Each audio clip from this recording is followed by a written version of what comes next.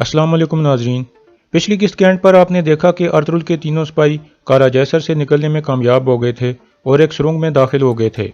इस किस्त के आगाज में उराल वसूलियत के पास पहुंचता है और कहता है, अगर हम दोनों ने आपस में इत्तेहाद ना किया तो आप ऐसे बहुत से सिपाही देखोगे जिनको अर्तुगरुल लटका देगा। उसने तुर्क कबीलों को मुत्तहिद कर दिया है और अगर ये इत्तेहाद ना टूटा तो उनका पहला हदफ ये किला होगा। वसूलियत कहता है, साफ साफ बात करो उराल, तुम क्या कहना चाह रहे हो? उराल कहता है, मुझे सोना दो ताकि मैं तुर्क सरदारों को खरीद सकूं। मैं ये इत्तेहाद तोड़ दूंगा। क्या तुम ऐसा नहीं चाहते? वसूलियत कहता है, मैं तो चाहता हूं कि तुर्क इन ज़मीनों से दफ़ा हो जाएं। क्या तुम ऐसा कर सकते हो? उराल कहता है, जब मैं जावेदार कबीले का सरदार बन जाऊंगा तो दूसरे कबीलों को अपने साथ मिला लूंगा और फिर हम सब इन ज़मीनों से चले जाएंगे। इस तरह तुम भी जीत जाओगे और मैं भी। वसूलियत हाथ आगे बढ़ाते हुए कहता है, तो फिर एक ही काम रह गया है और वो है अर्तुगरुल और आलियार को ख़त्म करना। फिर उराल भी अपना हाथ आगे बढ़ाते हुए कहता है, उनको जाल की तरफ लेकर आना मेरा काम है और उनको कत्ल करना तुम्हारा। दूसरी तरफ तुर्गत और उसके साथी सुराख से निकलकर एक सुरंग में पहुंच चुके थे और फिर दोबारा आगे बढ़ने लगते हैं। जावेदार कबीले में धुंधार एक तरफ जा रहा था कि गुनेली उसके सामने आ जाती है और कहती है, हाइमा वालदा ने कहा है कि आप सब औरतें इस कबीले में आकर कालीनें तैयार करेंगी। धुंधार कहता है, हाँ ऐसा ही है, ये आप सब की हिफाजत के लिए किया है। फिर गुनेली पूछती है, क्या आप ट्रेनिंग एरिया की तरफ जा रहे हो? धुंधार कहता है, जी हाँ, सिपाहियों को तरबियत की ज़रूरत है, मैं उनको लड़ाई की तरबियत देने जा रहा हूँ। गुनेली कहती है, मैं भी देखूंगी कि आप कैसे तरबियत देते हो। धुंधार कहता है, ठीक है, तुम दूर से खड़ी होकर देखना। दूसरी तरफ जावेदार कबीले के मरकजी खेमे में एक जिरगा शुरू हो चुका था जिसमें दोनों कबीलों के जिरगे के आदमी बैठे हुए थे। पहले अलियार साहब से मुखातिब होकर कहता है, काई और जावेदार कबीले के बहादुर लोगों, अल्लाह हमारे इस इत्तेहाद के जश्न को मुबारक करे जो बहुत सी नेमतें लाएगा। फिर अर्तुगरुल कहता है, हमारा इत्तेहाद इसलिए ज़रूरी है क्योंकि हम दोनों कबीलों का जज्बा और मकसद एक हैं और हमारे दुश्मनों को भी पता चलना चाहिए कि हम आपस में मुत्तहिद हैं। इंशाअल्लाह हमारा ये इत्तेहाद दुश्मन पर तबाही नाजिल कर देगा। दूसरी तरफ ट्रेनिंग एरिया में सब सिपाही आपस में प्रैक्टिस कर रहे थे। इतने में धुंधार और गुनेली भी करीब ही पहुंच जाते हैं। गुनेली एक तरफ खड़ी हो जाती है और धुंधार ट्रेनिंग एरिया में दाखिल हो जाता है। फिर वो अपनी तलवार निकालकर बुलंद आवाज में कहता है, सिपाहियों आओ मेरे ऊपर हमला करो। ये सुनकर कुछ सिपाही उसकी तरफ बढ़ते हैं।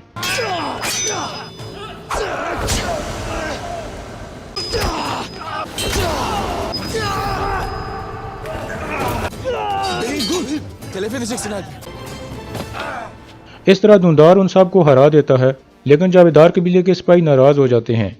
इतने में सिपाही यागिज कहता है, यह तरबियत नहीं अजियत है, हमारे कमांडर कुतलूजा ऐसे नहीं हैं। धुंधार कहता है, इसलिए तुम लोग सड़े हुए टमाटरों की तरह बिखरे हुए हो।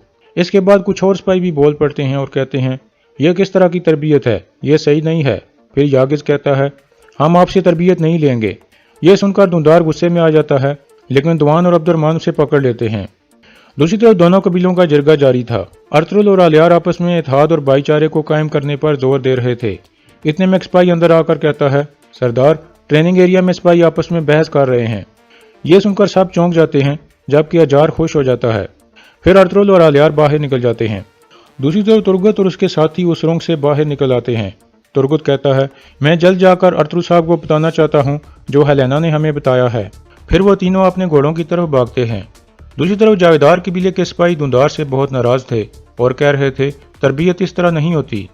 इतने में काफ़ी सारी खवातीन भी शोर सुनकर वहां आ जाती हैं। यागिज कहता है, यह तरबियत नहीं बल्कि जुल्म है। धुंधार कहता है, तुमने मुझे जालिम कहा। यह कहकर वो दोबारा उस पर हमला करने की कोशिश करता है। इस तरह अर्तुगरुल उसका बाजू पकड़कर उसे रोक लेता है और कहता है, यह तुम क्या कर रहे हो धुंधार? हमने सिपाहियों को तुम्हारी अमानत में दिया था ताकि तुम इनको तरबियत दो, ना कि इनको मारो। धुंधार कहता है, भाई इनको ना ही तलवार चलाने का पता है और ना ही अपनी हद का। अर्तुगरुल कहता है, तुम्हारी जिम्मेदारी इनको हद में लाना नहीं बल्कि इनको तरबियत देना है। धुंधार कहता है, आपने सारा इल्जाम मेरे ऊपर लगा दिया है भाई। अर्तुगरुल कहता है, क्योंकि तुम सरदार के खानदान से हो धुंधार। एक सरदार का काम तोड़ना नहीं बल्कि बनाना होता है। अब यहाँ से चले जाओ और तब तक वापस नहीं आना जब तक तुम्हें यह बात समझ में नहीं आ जाती।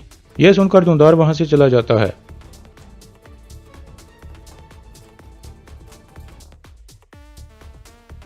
उसके जाने के बाद आलियार अपने सिपाहियों से मुखातिब होकर कहता है, दुश्मन हमें तबाह करने की कोशिश कर रहा है। इस सूरत हाल में यह सरकशी आपके अंदर कहाँ से आई? शर्म आनी चाहिए तुम लोगों को। फिर अर्तुगरुल कहता है, दोनों कबीलों के सिपाहियों के दरमियान ये पहला झगड़ा है और ये आखिरी होगा, लेकिन अगर दोबारा ऐसा हुआ तो सब जिम्मेदारों को उसका हिसाब देना पड़ेगा। फिर अर्तुगरुल और अलियार वहां से वापस मुड़ जाते हैं। दूसरी तरफ तुर्गत और उसके साथी पुरजोशी से वापसी की तरफ रवाना थे।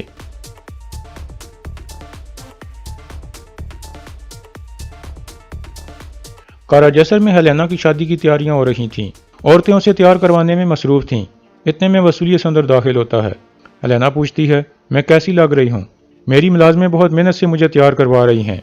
वसूलियस कहता है, तुम बहुत खूबसूरत हो, मैं शादी का इंतजार नहीं कर पा रहा। इतने में उसका कमांडर अंदर दाखिल होकर कहता है, एक मसला हो गया है जनाब, और बहुत ज़रूरी है। यह सुनकर वसूलियस उसके साथ बाहर निकल जाता है। उसके जाने के बाद हेलेना दोबारा अपने असल मूड में आ जाती है, क्योंकि वो वसूलियस के साथ सिर्फ ड्रामा कर रही थी। बाहर आकर वसूलियस पूछता है, बताओ क्या हुआ है? कमांडर कहता है, जिन गद्दारों ने हमारे कमांडरों को कत्ल किया था वो भाग गए हैं। यह सुनकर वसूलियस सख्त गुस्से में आ जाता है और पूछता है, कैसे भाग गए वो? कमांडर कहता है, उन्होंने अपने भेस बदले हुए थे, इसलिए हमें पता नहीं चल सका। लाजमी उन्हें अंदर से कोई मदद मिली है, हम इस बारे में पता लगा रहे हैं। दूसरी तरफ अलियार कहता है, सिपाहियों की इकट्ठी तरबियत अच्छी साबित हुई है अर्तुगरुल साहब, ये जंग आलूद हो चुके थे, अब ये आपस में मुकाबला महसूस कर रहे हैं।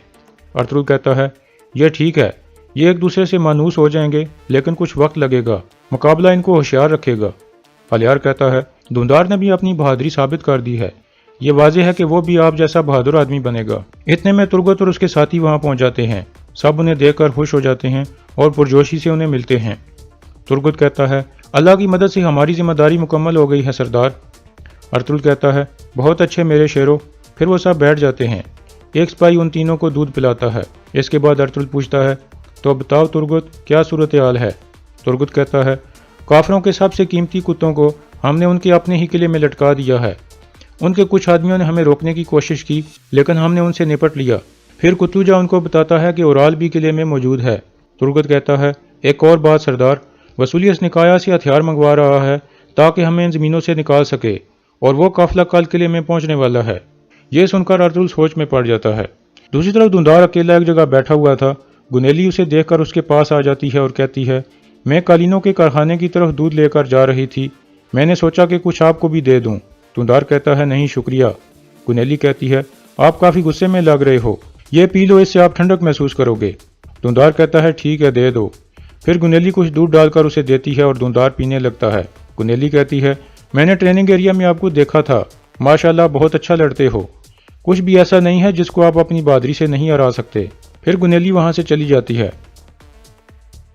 धुंधार कहता है, काश कि अर्तुगरुल साहब भी ये देख सकते। दूसरी तरफ अलियार कहता है, हम वो हथियार कारा जैसर के लिए नहीं पहुंचने दे सकते अर्तुगरुल साहब। अर्तुगरुल कहता है, कल सुबह हमारे दोनों कबीलों के सिपाही उस काफिले पर हमला करेंगे, लेकिन एक और मसला है, इस हमले की खबर पहले ओराल को मिलनी चाहिए और फिर उसके जरिए वसूलियस को। हकीम अर्तुगरुल कहता है, मेरे ख्याल में आप ऐसा करके कबीले के गद्दार का पता लगाना चाहते हैं, लेकिन ऐसा करने से वसूलियस कोई एहतियाती तदाबीर ले सकता है। अर्तुगरुल कहता है, इसलिए हमले की खबर हम अलियार साहब के सिपाहियों को सुबह देंगे।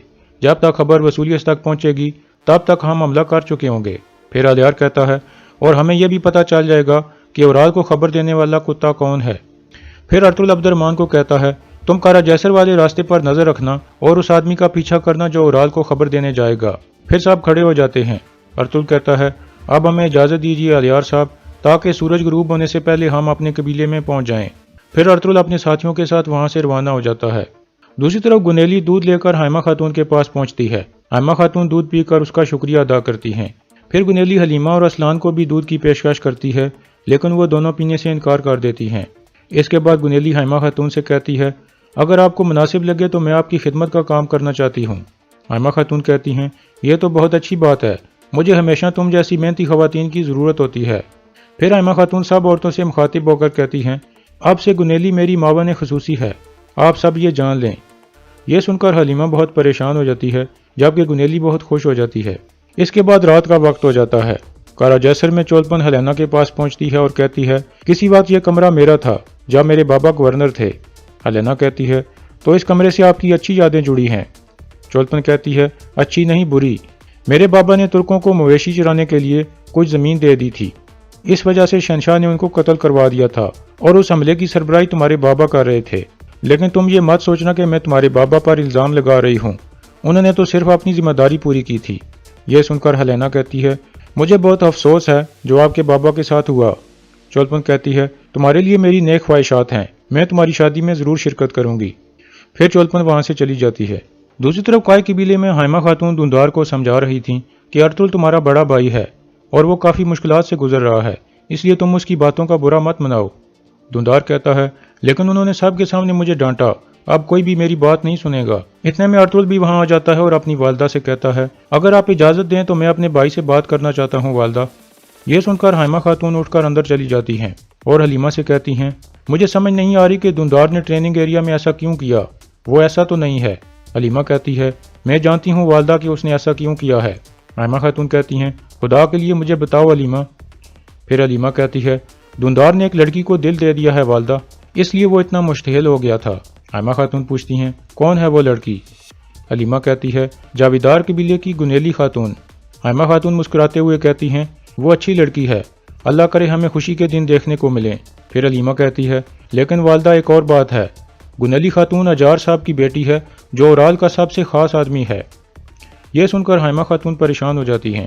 باہر ارطغرل دھندار کو سمجھاتا ہے کہ تمہیں اس طرح نہیں کرنا چاہیے تھا، وہ سب ان ماؤں کے بیٹے ہیں جنہوں نے ان کو شہید ہونے کے لیے پروان چڑھایا ہے، اگر ہم بھی ان پر ظلم کریں گے تو ٹھیک نہیں ہوگا۔ دھندار کہتا ہے لیکن آپ نے مجھے سب کے سامنے ڈانٹ کر شرمندہ کر دیا۔ ارطغرل کہتا ہے جب تم سپاہیوں کے ساتھ اس طرح کی حرکت کرو گے تو تمہیں حد میں لانا میری ذمہ داری ہے۔ ہوش میں آؤ دھندار، مجھے تمہارا یہ رویہ بالکل اچھا نہیں لگا۔ پھر ارطغرل اس سے پوچھتا ہے تمہیں کوئی اور مسئلہ بھی ہے اس کے علاوہ؟ دھندار کچھ سوچنے کے بعد کہتا ہے میں قبیلے میں بہت اکتا گیا ہوں بھائی، میں بھی آپ کے ساتھ جنگ پر جانا چاہتا ہوں۔ ارطغرل کہتا ہے تو ٹھیک ہے، کل تم بھی ہمارے ساتھ چلنا، اگر تم آدمیوں کو گرانے کے لیے بے چین ہو تو کافروں کو گراؤ نہ کہ اپنے سپاہیوں کو۔ یہ سن کر دھندار مسکرانے لگتا ہے۔ پھر ارطغرل اٹھ کر وہاں سے چلا جاتا ہے۔ اس کے بعد اگلا دن شروع ہو جاتا ہے۔ جاویدار قبیلے میں سپاہی یاگز اجار کے پاس جا کر کہتا ہے الیار صاحب ایک حملہ کرنے والے ہیں۔ اجار حیران ہو کر کہتا ہے کہاں حملہ کرنے والے ہیں اور مجھے اس بات کا کیوں پتہ نہیں چلا؟ یاگز کہتا ہے ہمیں بھی ابھی ہی پتہ چلا ہے کہ وہ نکایا سے آنے والے قافلے پر حملہ کرنے والے ہیں۔ اجار کہتا ہے تم فوراً جاؤ اور اورال صاحب کو اس بارے میں بتاؤ۔ یہ سن کر یاگز باہر نکل جاتا ہے اور یہاں اس قسط کا اختتام ہو جاتا ہے۔